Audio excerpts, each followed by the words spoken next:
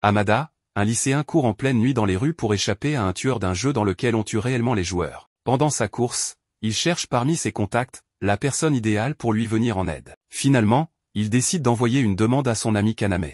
Soudain, il tombe sur une impasse qui l'oblige à se battre. Il fait recours à un pouvoir que octroie le jeu, le sigil, pour venir à bout de son tueur mais sans succès. Finalement, le tueur finit par avoir raison de lui. Le lendemain, au lycée, alors que Kaname pense à comment trouver de l'argent pour s'offrir une moto, Kyoda vient lui demander d'après Hamada mais il dit qu'il ne l'a pas vu. Alors que Kyoda part, Kaname se rappelle avoir reçu un message de sa part. Il ouvre le message et voit un message d'un jeu libre de droit, le Darwin Game. Kyoda tente de l'empêcher d'ouvrir le jeu, mais il le fait quand soudain, un serpent sort de l'écran et mord son cou. Il se lève mais s'écroule. Kaname se réveille confus dans la salle d'hôpital de son école, mais il rejette le serpent comme une hallucination et veut rentrer chez lui pour se remettre du choc. Kyoda le met en garde à nouveau de ne pas ouvrir l'application du jeu, mais Kaname ne peut pas contenir sa curiosité sur le chemin du retour. Il ouvre à nouveau le jeu et accepte un défi de combat de Banda-kun, un homme agressif en costume de panda qui apparaît soudainement à côté de lui dans le métro. Banda-kun attaque Kaname perplexe, mais il parvient à le repousser et s'enfuit à travers la ville. Le panda poursuit Kaname sans relâche et même un policier ne peut pas arrêter le panda violent. Il voit déjà sa pierre tombale gravée de la mort par un panda, quand Kida apparaît et sauve Kaname. Cependant, en faisant cela, Banda-kun le blesse gravement. Malgré la blessure de Kida, lui et Kaname parviennent à s'échapper et à se cacher dans un parc de stationnement. Kaname réalise enfin que ce n'est pas un simple jeu sur téléphone portable. C'est un jeu de la vie réelle, sans moyen d'échapper et les enjeux sont la vie ou la mort. Lorsqu'ils étaient en route vers le parc de stationnement, Kida lui explique que Banda-kun peut se rendre invisible grâce à son sigil, une capacité donnée à chaque joueur par la morsure du serpent et qu'il peut ensuite maîtriser de la manière la plus naturelle. Kaname et Kida réalisent bientôt qu'il ne sert à rien de se cacher de Banda-kun, car leur adversaire peut suivre la position de Kaname via l'application. Pendant que Kaname est en panique totale, il reçoit un message d'aide d'une fille. Alors que Banda-kun se rapproche de plus en plus, les deux amis concluent que Kaname doit laisser derrière lui le blessé Kida, afin d'attirer le panda loin de lui. Kaname prend sur lui puis sort de sa cachette avant de fuir. Banda-kun le poursuit jusque dans les toilettes où il sort un flingue et commence à tirer. Soudain, Kaname sort et l'asperge avec l'extincteur. Banda-kun tente de fuir mais Kaname l'attrape et lui met quelques coups mais ne se laisse pas faire.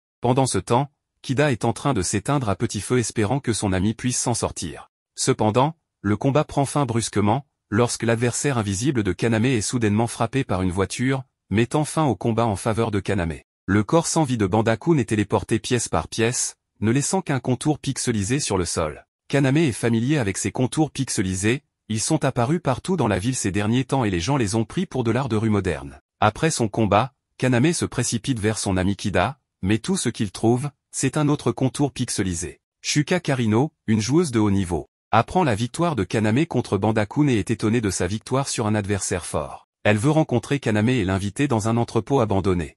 Mais Shuka n'est pas sûr de pouvoir faire confiance à Kaname et lui demande de révéler son sigil. Cependant, Kaname ne peut pas lui donner de réponse, ce qui éveille les soupçons de Shuka, et elle le met au défi de combattre. Kaname parvient à repousser l'attaque de Shuka en l'éblouissant temporairement avec une lumière clignotante. Mais même les attaques aveugles de Shuka sont extrêmement puissantes et Kaname reconnaît son sigil, elle peut contrôler de grandes chaînes en mouvement semblables à ceux d'un serpent, transperçant ses ennemis avec les pointes acérées. Pendant que Kaname tente d'échapper aux chaînes, il entend une voix en lui, qui le conduit enfin à découvrir son sigil. Il peut invoquer n'importe quelle arme qu'il a touchée auparavant. Un pistolet, qui a été livré chez lui plus tôt, apparaît soudainement dans sa main et il parvient à maintenir Shuka sous contrôle avec cela. Shuka ne voit pas d'autre option que d'admettre sa défaite. Kaname soupire de soulagement et s'évanouit. Le lendemain matin, Kaname se réveille dans le lit de Shuka. Elle lui demande de créer un clan avec elle, car rejoindre des forces est une tactique populaire pour de nombreux joueurs dans le jeu de Darwin, pour combattre ensemble, se défendre mutuellement et collecter des points ensemble. Kaname accepte, mais il apprend qu'il doit d'abord passer au-dessus du niveau B2 en combattant.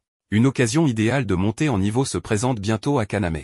Il reçoit une invitation mystérieuse dans le jeu, certains joueurs sélectionnés sont autorisés à participer à une chasse au trésor à Shibuya. Kaname et Shuka considèrent judicieux d'explorer Shibuya avant le début de l'événement. Pendant leur visite, Shuka explique des informations importantes à Kaname sur le jeu de Darwin, ou des games comme il l'appelle en public pour garder son existence secrète. De plus, lorsque Kaname vérifie son solde de compte au distributeur automatique, il est submergé par une autre surprise, les points qu'il a accumulés ne sont pas seulement un score dans le jeu mais sont transférés directement sur son compte bancaire en tant qu'argent réel. Dans le centre commercial de Shibuya, le téléphone portable de Kaname est soudainement arraché par Inuke, qui parvient ainsi à l'attirer dans une impasse et à le défier en combat. Inuke a réussi à localiser Kaname grâce aux informations qu'il a achetées auprès du joueur Rein Kashiwagi, connu sous le nom de l'analyste. Rein gagne sa vie dans le jeu en collectant et en vendant des données et des informations intéressantes. Comme le mot s'était déjà répandu que le nouveau venu Kaname avait vaincu à la fois Banda-kun, le nouveau tueur et Shuka, la reine invincible, il présentait une cible intéressante pour Inuke. Mais l'attaque d'Inuke sur Kaname s'avère n'être qu'un bref combat avant que Shuka ne vienne à son secours, obligeant Inuke à se rendre. Soudain, la chasse au trésor commence, et les joueurs sont transférés dans des endroits séparés. Kaname se retrouve dans une chambre d'hôtel et reçoit des informations sur la chasse au trésor. L'objectif des 300 participants est de trouver chacun au moins 3 anneaux dorés dans les 24 heures. Cependant, il y a un hic, il n'y a que 300 anneaux au total. En utilisant l'appareil photo dimensionnel de son téléphone, Kaname trouve immédiatement son premier anneau sous son lit. Mais il n'est pas en mesure de le garder longtemps, car il est attaqué à l'extérieur de sa chambre d'hôtel par un joueur armé d'une mitrailleuse.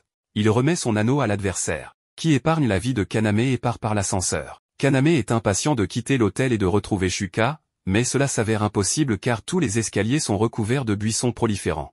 Kaname voit l'ascenseur comme le seul moyen de sortir du bâtiment, mais Rein, l'analyste, apparaît au dernier moment et l'empêche d'y entrer. Lorsque les portes de l'ascenseur s'ouvrent, Kaname voit la raison de l'avertissement de Rein, son précédent agresseur avec la mitrailleuse J immobile par terre, dans les griffes d'une plante massive. Rein reconnaît immédiatement le travail du puissant joueur le fleuriste, qui a piégé tout l'hôtel dans des plantes. Alors que Kaname et Rein cherchent un moyen de sortir de l'hôtel, une pensée glaciale leur vient à l'esprit, pourquoi le corps de l'agresseur dans l'ascenseur est-il toujours là et n'est-il pas devenu un contour pixelisé? Juste au moment où les deux réalisent les implications de cette circonstance, ils obtiennent une réponse à leur question.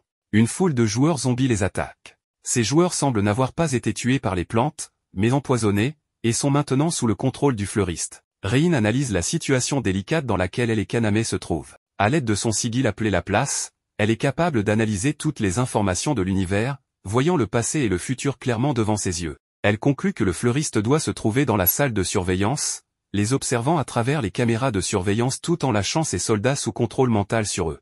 Par conséquent, Kaname et Rein détruisent les caméras de surveillance et se cachent dans une chambre d'hôtel pour établir un plan. Pour éviter les plantes à l'intérieur du bâtiment, Kaname descend en rappel la façade de la tour et rencontre le fleuriste au rez-de-chaussée, qui est prêt à combattre Kaname et se transforme en une créature végétale puissante. Kaname essaie tout ce qui est en son pouvoir pour vaincre le fleuriste, il lui tire dessus avec sa mitrailleuse, lui lance des grenades et l'éblouit avec des grenades étourdissantes. Mais le fleuriste semble être trop fort. Le combat entre les deux se termine finalement dans la chapelle de l'hôtel. Kaname est épuisé, mais sa voix intérieure lui parle à nouveau et il se retrouve soudainement dans l'atelier d'un forgeron en acier. Cette vision lui fait réaliser qu'il a besoin de plus de puissance de pénétration contre le fleuriste. Et il manipule la pression de son canon de pistolet pour délivrer un coup plus fort. Cela s'avère extrêmement efficace, et le fleuriste admet sa défaite. Lorsque Rein atteint la chapelle, elle explique que le danger est imminent, le clan des Eight et leur chef assoiffé de sang, Wang, sont sur le point de prendre d'assaut l'hôtel pour récupérer les 24 anneaux qui s'y trouvent. À cause de cette prédiction,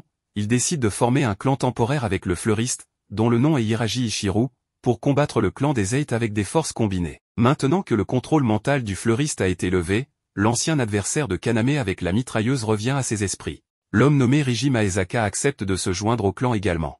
Les 4 membres du clan se mettent en œuvre pour barricader l'hôtel, afin d'être aussi préparés que possible pour l'attaque du clan des Eight. Pendant ce temps, Rein résout l'énigme des codes numériques dans les anneaux. Après avoir mis la main sur un anneau en diamant et trié les pierres en fonction de leur dureté, elle reconnaît les coordonnées qui l'amènent à la gare de Shibuya. Elle part là-bas pour chercher le trésor, mais se rend rapidement compte qu'elle n'est pas la première. Wang semble également avoir résolu le code et le clan des Eight est déjà à la gare. Wang utilise son sigil pour se téléporter de manière imprévisible, ce que la place de Rein ne peut pas anticiper, et parvient à capturer Rein. Par une prise brutale sur son bras, il tente de lui extorquer des informations sur le trésor. Elle essaie de gagner du temps avec une longue histoire et, à coup sûr, son clan finit par arriver et libère Rein des griffes de Wang. Ryuji, Shuka et Sui se battent courageusement contre le clan des Eight, pendant que Kaname emmène Rein blessé à un endroit sûr, où on lui confie la tâche de résoudre le code final pour mettre fin au jeu. Après un voyage au plus profond de son être, Rein connaît la solution, le code représente la date de publication de l'origine des espèces de Charles Darwin. Lorsque Kaname revient pour aider ses amis à combattre le clan des Eight, Wang a déjà coupé le bras de Ryuji et est sur le point de le tuer. Mais Kaname parvient à l'arrêter avec une ruse.